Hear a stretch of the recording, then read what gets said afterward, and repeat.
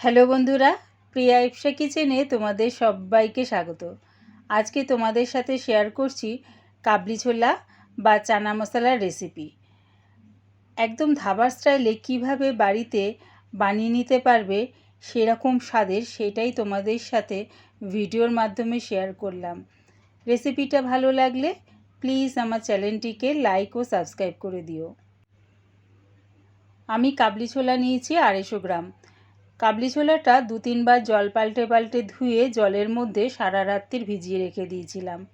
তোমরা যদি এটা সকালে ভেজাও তাহলে জলের মধ্যে 6 থেকে 7 ঘন্টা ভিজিয়ে রাখতে হবে। এবারে আমি কাবলি ছোলাটাকে প্রেসারের মধ্যে দিয়ে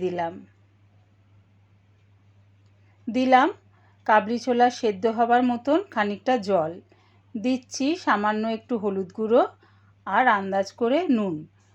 দুটো ভালো করে মিশিয়ে নিয়ে ঢাকনাটা আটকে গ্যাসটাকে হাই ফ্লেমে রেখে প্রেসারটাকে বসিয়ে দেব। 6টা সিটি দিয়ে আমি গ্যাসটাকে অফ করে দেব।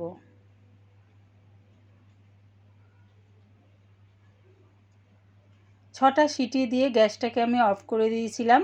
দেখো ছোলাটা আমার খুব সুন্দরভাবে সেদ্ধ হয়ে গেছে।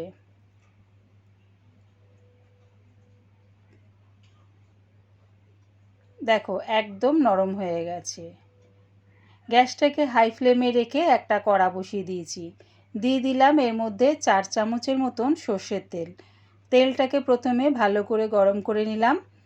ফোড়নের জন্য দিলাম 2টো শুকনো লঙ্কা আর 1/2 চামচ গোটা জিরে।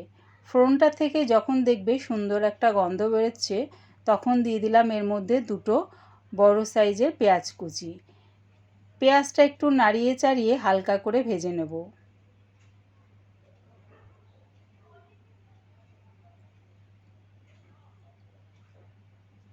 দিচ্ছি এর মধ্যে 2 চামচ আদা আর রসুনের পেস্ট। আদা রসুনটা দিয়ে পেঁয়াজের সাথে একটু কষিয়ে নিচ্ছি। দিচ্ছি আন্দাজ করে হলুদ গুঁড়ো। হলুদ গুঁড়োটা এখানে আন্দাজ করেই ব্যবহার করো। কাবলি ছোলা সেদ্ধ হওয়ার সময় ওখানে কিন্তু হলুদ গুঁড়ো ব্যবহার করেছিলাম। দিলাম 1/2 চামচ জিরের গুঁড়ো, 1 চামচ ধনের গুঁড়ো, 1/2 চামচ লঙ্কার গুঁড়ো আর দিলাম 1 চামচ কাশ্মীরি লঙ্কার গুঁড়ো। এই লঙ্কার গুঁড়ো ঝাল হয় না, কালারের জন্য কাশ্মীরি লঙ্কার গুঁড়োটা ব্যবহার করলাম। সব কিছু দিয়ে ভালো করে কষিয়ে নিলাম।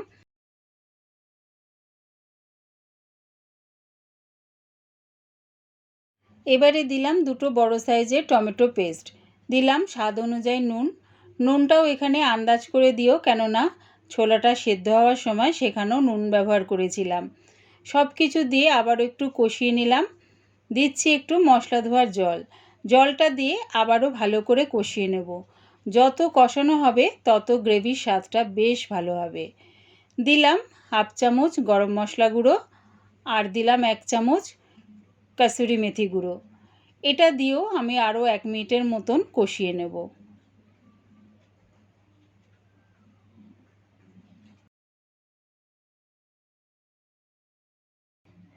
এবারে দিয়ে দিচ্ছি কাবলি ছোলাটা।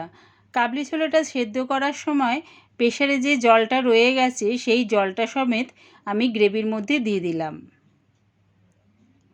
দিয়ে ভালো করে গ্রেভির সাথে মিশিয়ে নিলাম। চাপা দিয়ে এটা একটু হতে দিলাম।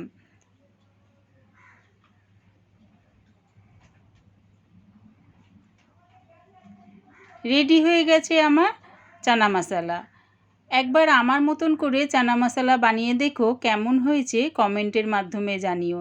এবারে দেখো আমি চানাগুলোকে এই হাতার পেছনটা দিয়ে একটু ম্যাশ করে দেব। ম্যাশ করে দিলে কি হবে, গ্রেভিটা বেশ একটু ঘন হয়ে যাবে আর খেতেও বেশ ভালো লাগবে। তাই অল্প কিছু চানা আমি হাতার পেছনটা দিয়ে ম্যাশ করে দিলাম। আমার এই চানা মশলার রেসিপিটা পুরো দেখার জন্যে প্রিয়া ইপসা কিচেনের থেকে তোমাদের সবাইকে অনেক ভালোবাসা রইল। রেসিপিটা ভালো লাগলে প্লিজ আমার চ্যানেলটিকে সাবস্ক্রাইব করে দিও।